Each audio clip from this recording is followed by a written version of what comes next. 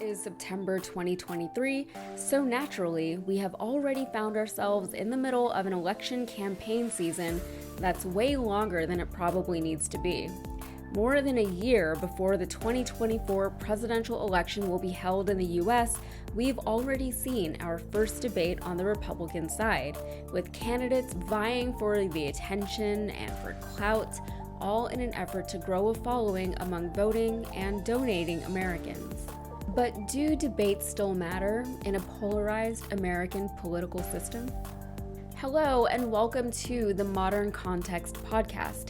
I'm your host, Yasmin Aliyah Khan, and I'm so glad to have you here for this, our second ever episode. If you missed the first one, it would mean a lot to me if you checked it out. We kicked off the podcast with a topic that was a little personal for me. We discussed the country of Guyana, a previously little-known country that exploded onto the world stage when oil was discovered there just a few years ago. It also just so happens to be the country that my family is from. My grandfather really liked it, so it must be good, right? For today's episode, we're going to bring it back home, back to the US. The Republican Party is going through a lot right now, with the 2024 presidential election looming, sort of.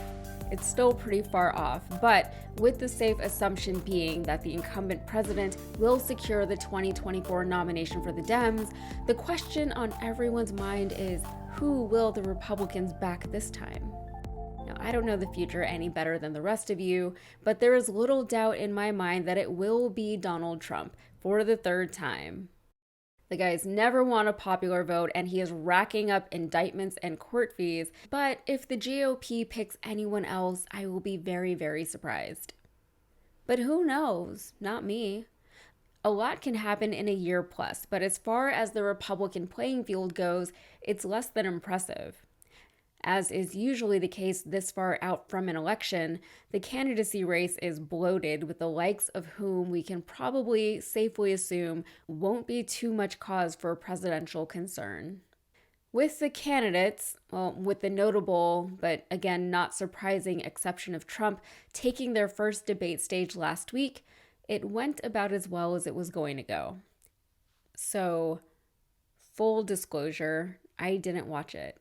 And I didn't watch it because I'm not a Republican voter. I probably should have watched it, if anything, for the work that I do outside of this podcast. But I didn't.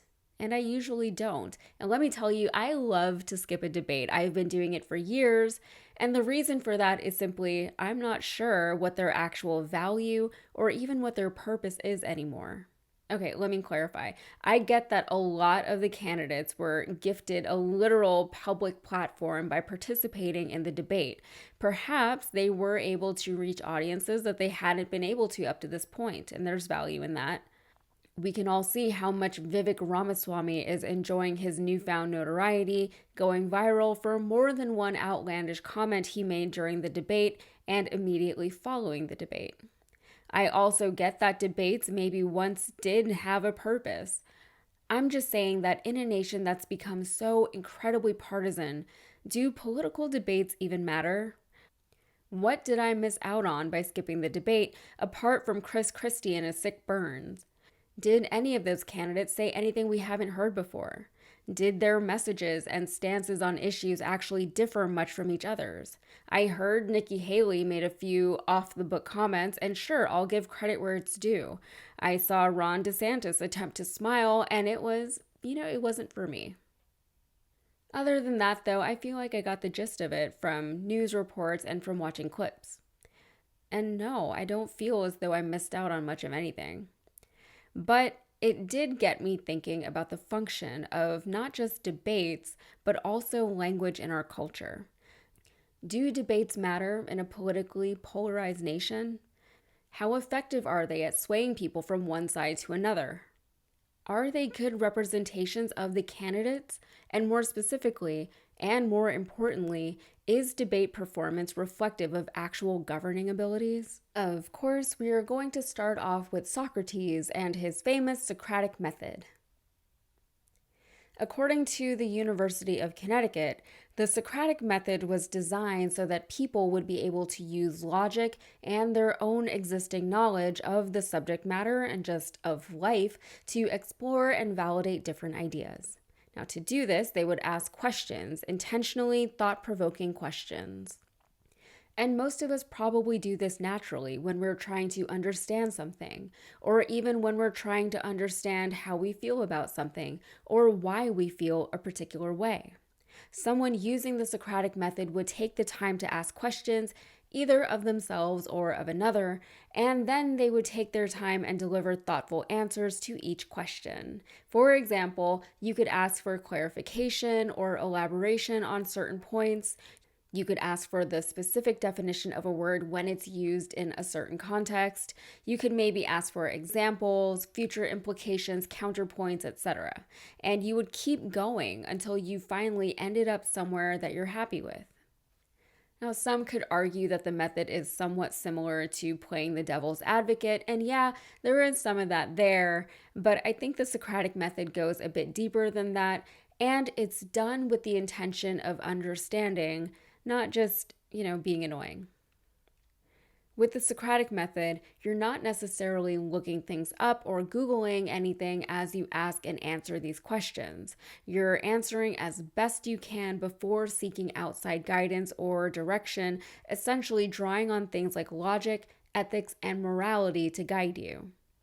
And importantly, when you employ such a process, either on yourself or on someone else, you're doing so to understand the subject matter at its core, as isolated from external influence as you can get it. What you're not doing is you're not trying to convince yourself or anyone else of one angle or another. You're just trying to get to the bottom of things, and I think the bottom is usually a pretty good place to start. Succeeding Socrates was Plato, and in his seminal work, The Republic, he expanded on Socratic ideas of justice and order within government, determining the philosopher king to be the ideal ruler in any society. Now, the perfect philosopher king would have both a mastery of philosophical principles as well as strong political acumen. Think Marcus Aurelius. He's about as close as you'll get to a Platonic philosopher king. And, they're hard to come by these days. A leader who is politically savvy in all areas that a leader would need to be while also being thoughtful, conscientious, and just is a little more than a pipe dream. It's Aragorn from The Lord of the Rings, and he's not real. Really, modern day elections and political leaders are less reflective of any idealized standard of governance and more akin to, say, pop culture. The most qualified candidate isn't necessarily the one who wins. Honestly, the most qualified candidate probably isn't even in the race. In my very humble opinion, anyone worth being the president of the United States isn't interested in being president of the United States. Maybe there's an exception or two to be argued, but for the most part, I stand by what I said. Even Aragorn did not want the throne of Gondor. But it makes sense. Pop culture is popular because it appeals to the greatest common denominator, not just to the most artful or intellectual or philosophical among us. In a democratic society where most people have the right to vote, the masses matter quite a bit, and so the most popular guy is oftentimes the winner in elections, whether he's popular because he's qualified for the position or if he's popular for an entirely different reason. A famous example of this was when Nixon didn't want his debate with Kennedy televised because Kennedy was simply too good-looking. He was worried that Kennedy would gain popularity based on his looks rather than on his fitness for office, and Nixon already wasn't much to look at on a good day, let alone standing next to JFK. He was right to be worried. If a candidate is popular, meaning they are charming, engaging, seemingly relatable, etc., or if the candidate adopts a political platform that is already popular, they'll probably perform pretty well in a debate. Unless they do something to really screw it up, the people who went into the debate liking and supporting the candidate will probably leave the debate liking and supporting them even more. I always think back to 2018 when Beto O'Rourke was debating Ted Cruz while they were both running against each other for the Senate seat. A question was asked about gun control and gun violence in Texas, and Beto gave an impassioned response. You could tell that he had really thought carefully about his answer in advance. He had practiced his response. He addressed what needed to be addressed, and he offered solutions that he would work to implement should he be elected to Congress. But at one point, he said something along the lines of, "We don't need any more thoughts or prayers." And that's all he had to say. Ted seized the opportunity to fire up his conservative, evangelical Texan base, proclaiming, "I like thoughts and prayers. I think we need more thoughts and prayers." He offered nothing meaningful or actionable, no solutions. He hardly even addressed the issue or acknowledged that there was a problem. In fact, his non-response was essentially his promise to continue to do nothing about a problem that directly affected the people he was campaigning to represent. And yet, he was met with resounding applause from his supporters. The next day, he was celebrated as a hero and a champion of conservative Texan ideals. Beto's extensive debate prep, while appreciated, didn't really matter in the end. But if it can be said that it's all just a popularity contest, maybe it can also be said that it's all just a game with incredibly high stakes, not just for the players and their teammates, but also for the spectators.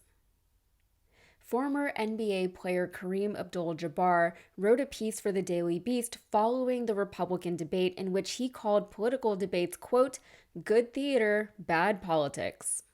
He explained it this way, quote, "The skills required to bluster on a stage are not the same ones crucial to creating meaningful legislation, negotiating with international allies and enemies, or dealing with domestic challenges. But Americans like competitive sports, so they insist on this sad spectacle." He breaks it down like you would a Muhammad Ali fight, he says, into 3 parts: the hype, the fight, and the spin. I think those are all pretty self-explanatory, but briefly, the hype is the pre-game trash talk, which we got a lot of on social media and on Fox News.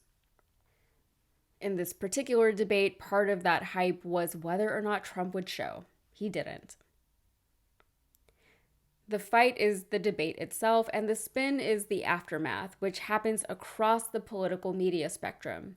Technically, this podcast episode is part of the spin, even though we're not so much dissecting any particulars of the debate, but sure, I'll be part of the spin. But he says all of this in an effort to make the point that it's unlikely that anyone is deciding who they'll vote for in 2024 based on these debate performances. And if they are, they probably shouldn't be. Debate performance is a skill on its own, one that arguably has nothing to do with effectively and justly running a country. Besides, these presidential debates are already incredibly difficult and frustrating to watch. As a spectator, I would literally rather watch anything else than a bunch of out-of-touch politicians and wannabe politicians talking over one another. I told you, I love to skip a debate. What is interesting about these debates, though, is how reflective they are of American society and the conversations we're having or not having with each other. Acclaimed author, evolutionary biologist, and famous atheist Richard Dawkins recently wrote a piece for Evening Standard where he posed a question: can we have proper debates if we're no longer speaking the same language? Now, what does he mean by that? Assuming that we're all speaking English, he's more referring to the evolution of language, particularly how it's used colloquially and in the public forum. He uses the word hate as an example, asking, quote, "Does hate mean to you what hate means to everyone else?" This is a podcast about context, and this is a perfect example of a time when context matters. We're going way back to elementary school with this, right back to using context clues. But the answer to his question is strangely no. The word hate, as it's used in modern online contexts, is often used differently than its traditional definition and usage would suggest. Dawkins says, referring to someone who reported one of his tweets, quote, "All they actually hear is hate, hate, hate. So instead of putting a counter argument, which I would be interested to hear, they resort to censorship." Now, the part I want to focus on here is that he says, and I believe him, that he would be interested in hearing a counter argument. Instead, the conversation was ended before it could even begin. No education happened on either end, no empathy was had, no forgiveness was extended. And there's a comedian, and I'm very sorry, I don't know his name and I can't find the clip, but he did have a really interesting, quick little bit about the evolution of language. He was talking about how the acceptable term for a certain group of people was different for his grandmothers, his mothers, and his own generation. And he admitted that his kids would probably be embarrassed by his use of language, yelling at him, "No, you can't call them that anymore." Now, the punchline of the joke, and I promise it was infinitely funnier when he told it, was that using the quote-unquote right word doesn't necessarily mean you're good, it just means that you're current. And in this day and age, it also probably means that you're online more than most people are. A lot of these debates and discussions happen on social media and in online forums like Reddit, but for the people who aren't scrolling through content all day, or for the people who are legit just watching cake decorating videos, they might not have been exposed to certain discussions that are taking place within the culture. Now, another consideration is that many of these politically correct conversations are being driven by the younger generation, and let me tell you, as soon as you are out of high school and college, your connection and exposure to the cultural zeitgeist becomes significantly and instantly more limited than it was. And if I'm being really honest with you, I'm always afraid that I'll say the wrong thing publicly. I'm always afraid that something that shouldn't will fly out of my mouth one day while I'm on camera, something unsavory that exposes me as a child of the 90s who grew up flippantly saying things that simply are not socially acceptable to say anymore. With cancel culture being such a prominent part of our overall culture, where saying or doing the wrong thing, whether intentionally or unintentionally, can at worst cost you everything you've ever worked for, including your livelihood and your reputation, there has to be some room for conversation, perhaps even for a debate. Now, before we go on, a quick disclaimer. Richard Dawkins is a bit of a controversial figure, and you might not like some of the things he said, even in his Evening Standard piece. That's totally fine, but if you want to read the article for yourself, you can find it linked in the show notes. Also, I'm operating under the assumption that everyone deserves and is entitled to personal happiness and respect and peace, so the deliberate encroachment on anyone's happiness or disrespect towards others won't be tolerated. That's not what we're about here. So having said that, in the Evening Standard piece, Dawkins mentions a few examples regarding the transgender community and how language around that particular community has evolved so dramatically, so quickly. Now, if you're online in political spheres quite a bit, you're likely familiar with some of the primary talking points and issues facing the transgender community. But if you're not online very much, and if maybe you happen to live in a more conservative area and have never met or interacted with anyone from the transgender community, you might not know things like how to best or most respectfully address them. And even if it is explained to you, it might take you a minute to get it, because this is all quite new. I'm almost 35 years old, and for maybe 30 of those years, the transgender community was treated as a punchline in popular media, movies, music, television, all of it. Language and culture is changing so rapidly these days, probably because of social media, that it's hard to keep up with sometimes. Even if you think people can and should do better to keep up, you have to at least be prepared for the very real possibility that they're not quite where you would like them to be. By monitoring language to the point that a person's entire public image can be characterized based on a misstep, it leaves little room for growth, either for the individual or for the movement. It seems like it does the opposite. First, it supposes what someone should know based on assumptions made regarding their lives and levels of exposure, but then it also chastises them for not living up to a standard that they may not have even known they were expected to meet. It doesn't leave much space for even well-intended people to ask questions, so those who are willing to learn and to put in some work can sometimes have trouble doing so. People will inevitably make mistakes along the way and say the wrong things. I'd venture a guess and say that most of the time, people aren't trying to be mean or insulting to anyone. Yes, some people actually are hateful and regressive and scared of anything different. And yes, those people sometimes do intentionally try to hurt people. We know the type. We're not talking about them right now. They're probably not listening to this podcast right now. But giving people the benefit of the doubt for the sake of Socratic debate, where the goal is understanding at a fundamental level, it's unfair to assume that everyone's keeping up at the same pace socially, especially when you consider that language is just the external reflection of internal sentiments and values. Those take much more time and effort and patience to change. Language has always been alive, constantly evolving and growing and expanding. However, while writings and important works have been a thing for as long as written language has been a thing, one guy gained prominence and notoriety for his spoken word: Marcus Tullius Cicero. Now, Cicero was a Roman statesman who became known as the greatest orator in Rome. He was a lawyer who worked his way into the Senate despite ranking just beneath the elite senatorial class. He came from a wealthy family, but despite this, he still felt that he had to prove himself to his contemporaries in the Senate, feeling the need to earn and then prove his place amongst their ranks. And Cicero did this by talking, and talking a lot. He talked about himself a lot. He told everyone who would listen about his accomplishments, and he made sure that they were not forgotten or overlooked.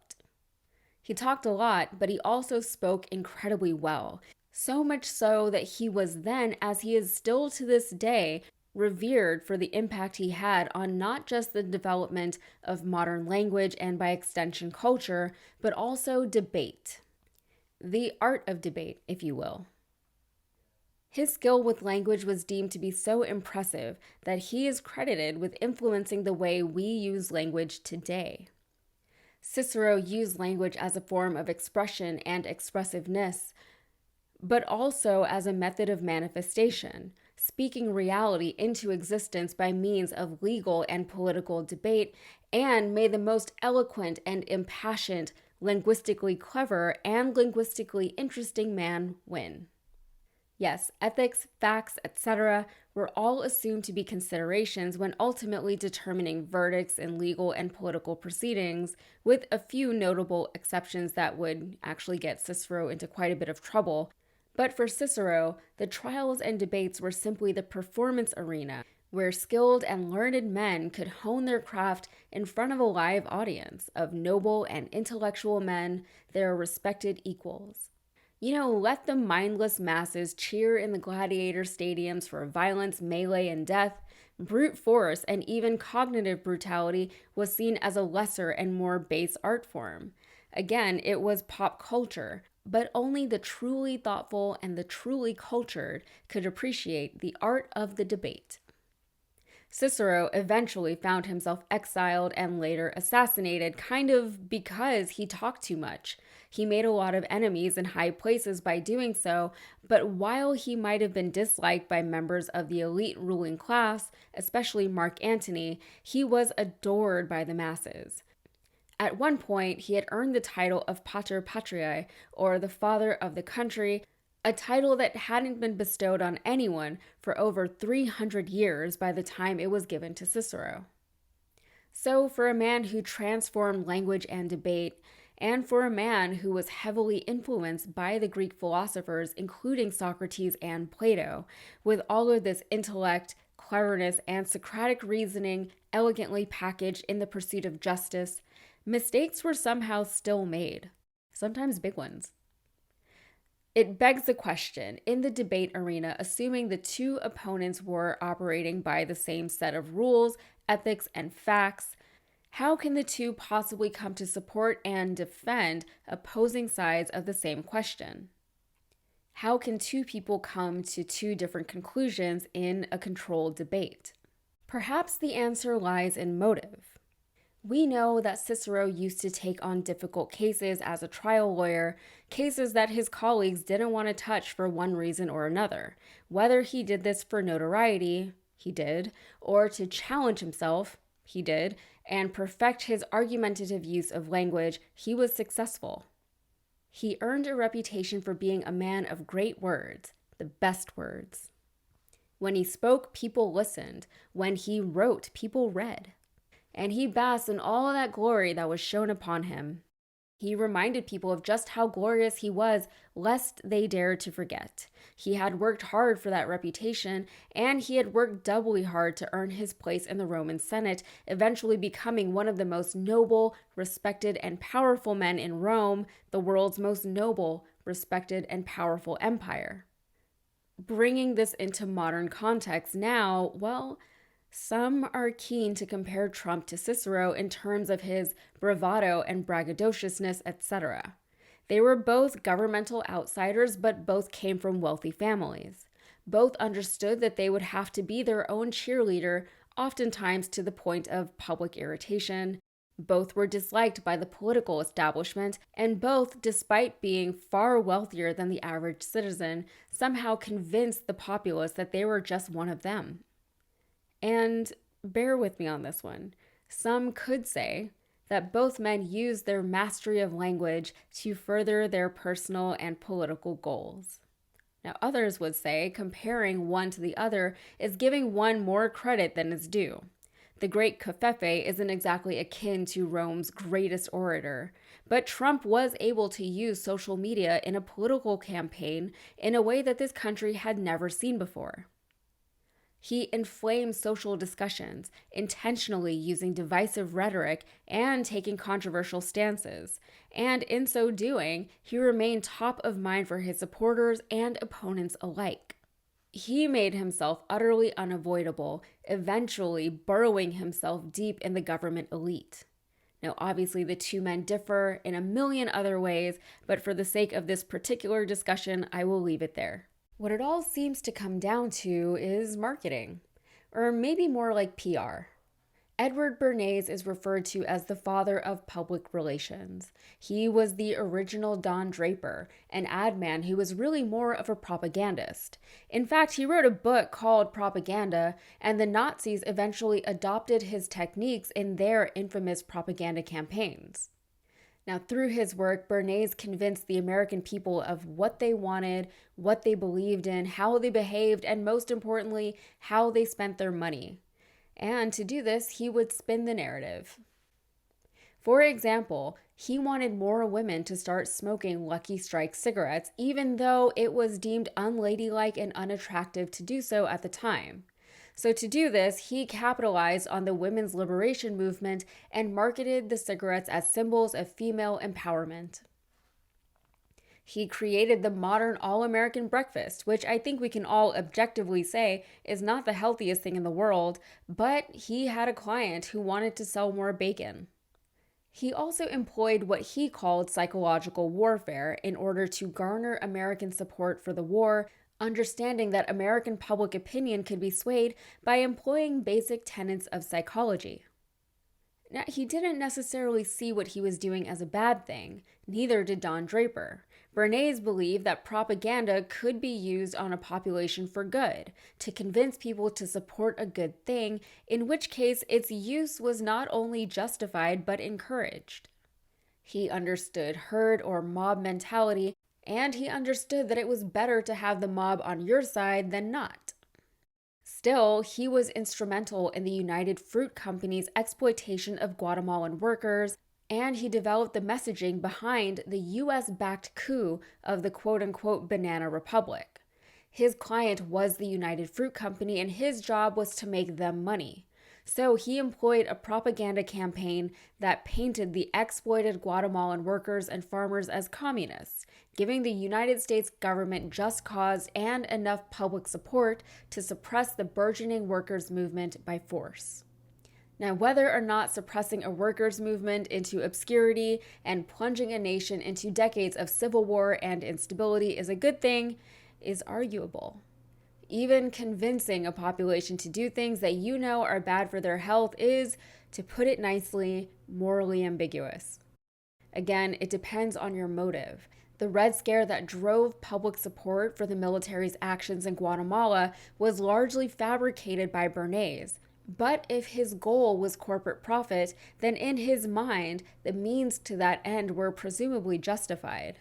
It's almost as if Bernays himself wasn't immune to the psychological spin and mental gymnastics that he subjected millions of others to. People can convince themselves of anything if they try hard enough. They can rid themselves of guilt by thinking their way out of it, and they might even be able to do so by using logic and reason, ethics, and some semblance of morality. And that's what it comes down to. People can convince themselves of anything really if they try hard enough. So what functional difference does it make if you're the one doing the convincing or if someone else is? And people really go out of their way to convince themselves of things, probably just as a coping method to just get through the day. We see it when people delude themselves that they definitely didn't marry the wrong person. We see it when people convince themselves that they love their 9-to-5 corporate jobs and that they don't regret all of their student loan debt. But we also see it when people feel uncomfortable about something unfamiliar to them and they want to feel comfortable again as quickly as possible. For example, it's really hard to have a discussion with people about something like socialism or communism. Just a discussion, not even trying to convince anyone of anything. But even a simple discussion is difficult without triggering some fears in people, fears that may or may not be reasonable and justified.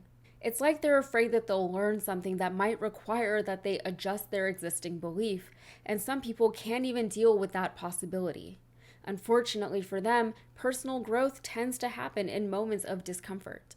We also seem to operate under the presumption that anyone who's read or discussed a certain subject matter is endorsing that subject matter. Well, either they're for it or against it. There's no in between. It seems like the option to not take a stance on something, to just discuss something objectively, is no longer an option. A simple example of this was I was talking to someone the other day about Prince Harry, and I get that he's a somewhat polarizing figure in the culture and I guess in the world, but I just can't bring myself to care much about him or what he's up to. I have thoughts on the British monarchy, sure, but Prince Harry, I just can't get worked up about him, or his wife for that matter. I just don't care. But there used to be a stage that came before taking a hard stance on anything, that gathering information stage. Things like presidential debates seem like they should fit into that stage, but our society is so polarized and divided that people seem to go into these things already knowing how they feel about the candidates and already knowing how they're planning to vote. They just want to see their preferred candidate duke it out with the others so they can claim a vicarious victory, like, to Kareem Abdul-Jabbar's point, like they do when their favorite sports teams win.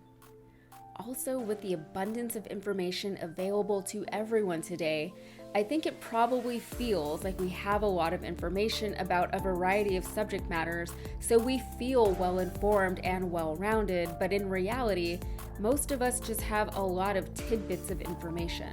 Most of us haven't truly studied much of anything, and yet everyone in the comment section is an expert on everything.